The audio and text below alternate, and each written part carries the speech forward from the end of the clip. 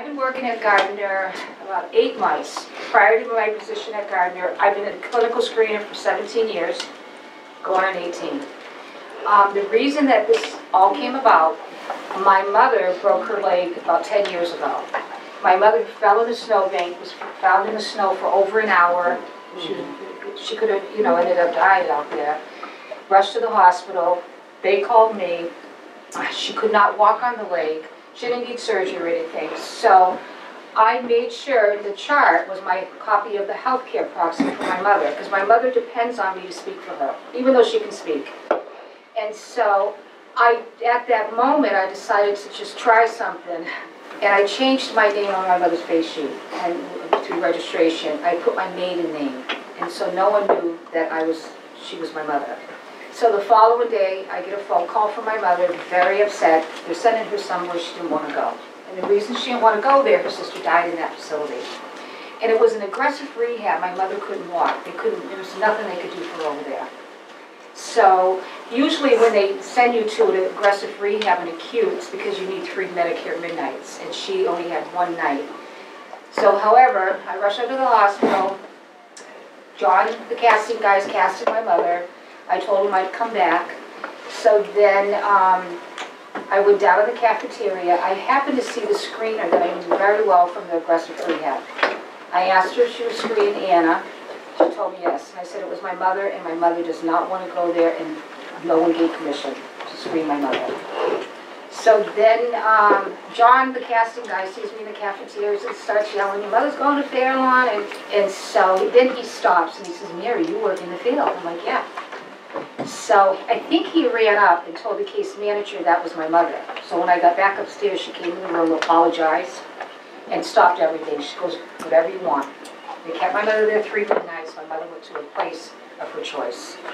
And so the reason that's inspired me, if I wasn't there, or my mother did not have someone like me, she would have went to a place against her own will. It doesn't happen all the time. Let me explain something about the hospital. Since I've been working in healthcare, people are human beings that work in healthcare. You've got physicians, nurses that have families, that have other lives. They come in, they take care of patients. There's some that are outstanding. I'm going to say the majority that I come up against every day, they're wonderful people. You got the exception, though. You got the exception in every kind of workforce or business. And I'm going to say the exception is small. But sometimes the case manager is very busy and might not have time to come in and ask you, where do you want to go? Or she might know someone like me's there and make it convenient for me to start the process. So what happens is that if you end up in the hospital, whether by choice elective, like he's having his knee done tomorrow, or by accident, what's going to happen, and he's probably not going to know this, tomorrow when he has the surgery, probably the following day, a case manager will come in from the hospital. She'll introduce herself. Everyone has a case manager assigned to you. And she has a worksheet. She's going to ask you some questions. How's your home life? Do you have support at home? What kind of home do you live in? Is it a 2-story? How many steps do you have to go in? Where's your bathroom? Where are you going to sleep? Do you have all this set up at home? If there's some concerns, they're going to recommend a physical therapy evaluation. They're going to recommend it anyways for him. And so the reason for the recommendation of the physical therapy, the physical therapist will make the recommendation based on safety at home. Can the patient go home with physical therapy services, or do they need to go to short-term rehab to make sure they can care for themselves?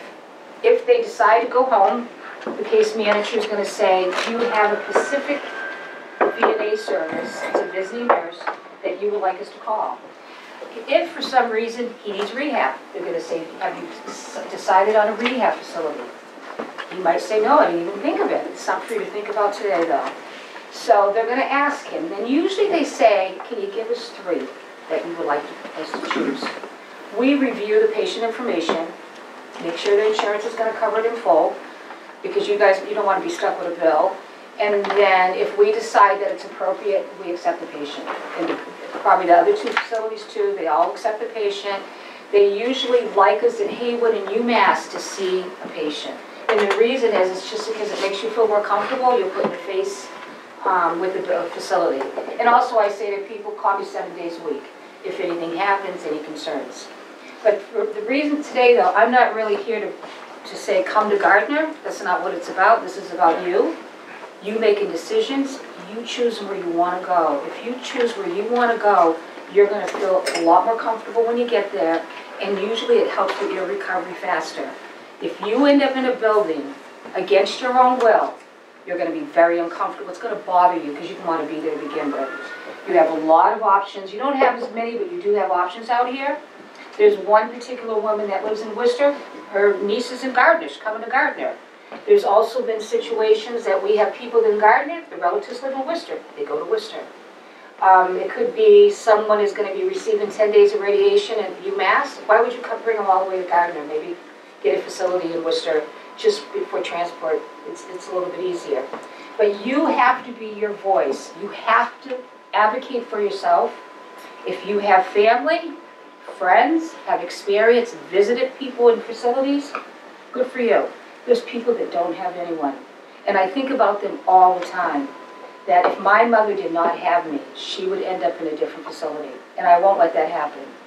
But it does happen. So if you have time, go look at facilities.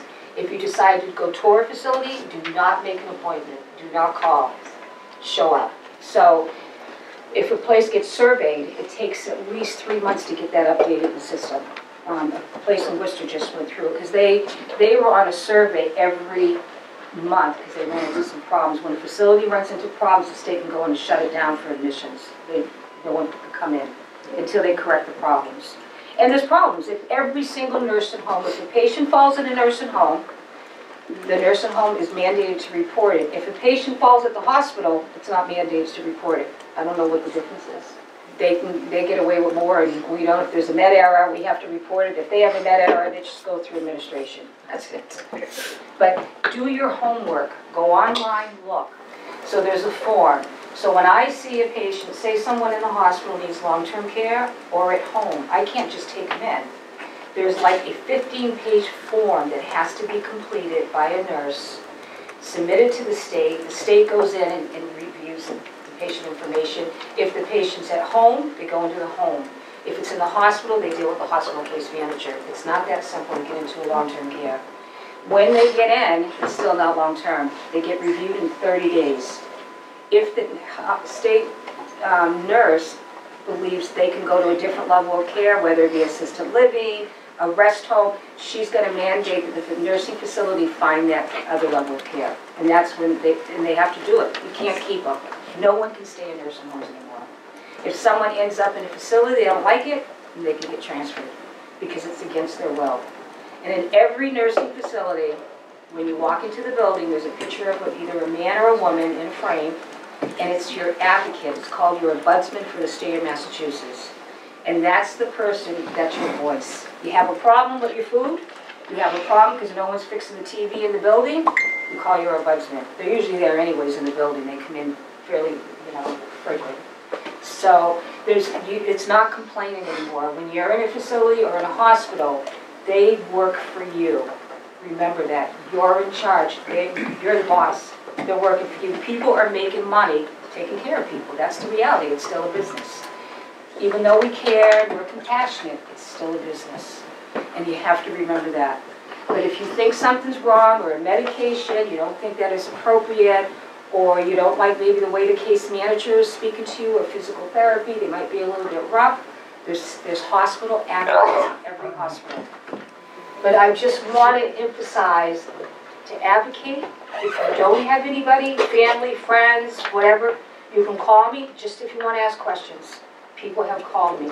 Just to, hey, Mary, by the way, or people have seen me at the hospital. Hey, Mary, I know you, what do you think? Or, never hesitate. I have people that still call me that don't even live in this area, that live in Newton and stuff, because they had issues with their mother in a Newton nursing home, or I helped place somebody down the Cape.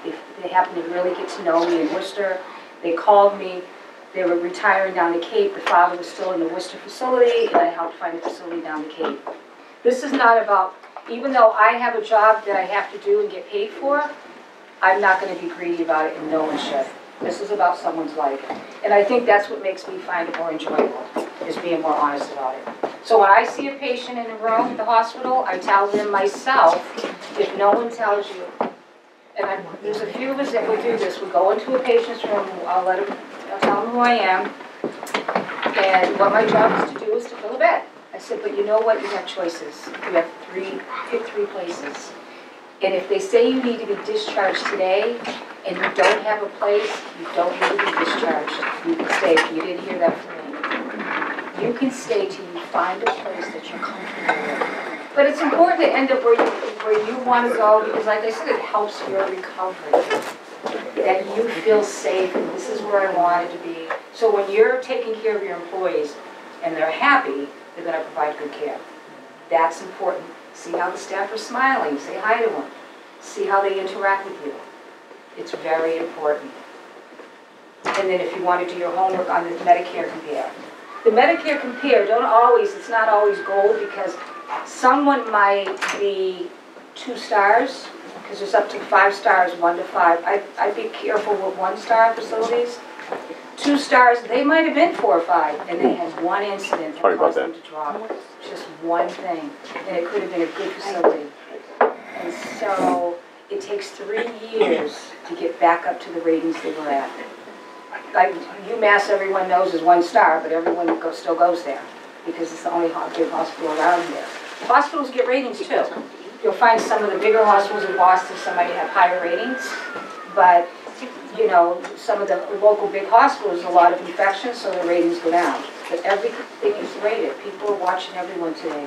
Insurances are watching everyone. There's a lot of different disciplines when someone comes into a facility.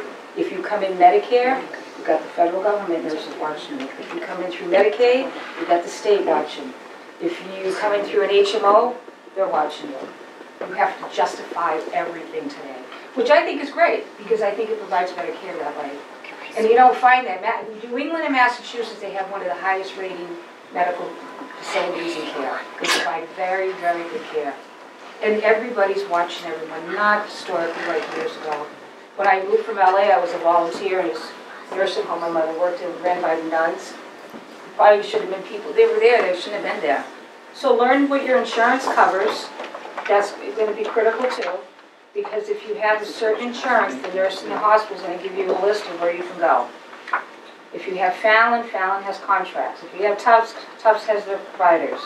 If you have Medicare, you go wherever you want to go. It's open for you. So you got to, if you have Blue Cross, they got their providers. It's very important that you know where your insurance can cover and will not cover. I find I don't see many United Healthcare patients out here at all. I'm not really sure why, but they're the AARP, yeah, which is a very, very big insurance, and they have their central facilities. So they have contracts with all these facilities where you can go.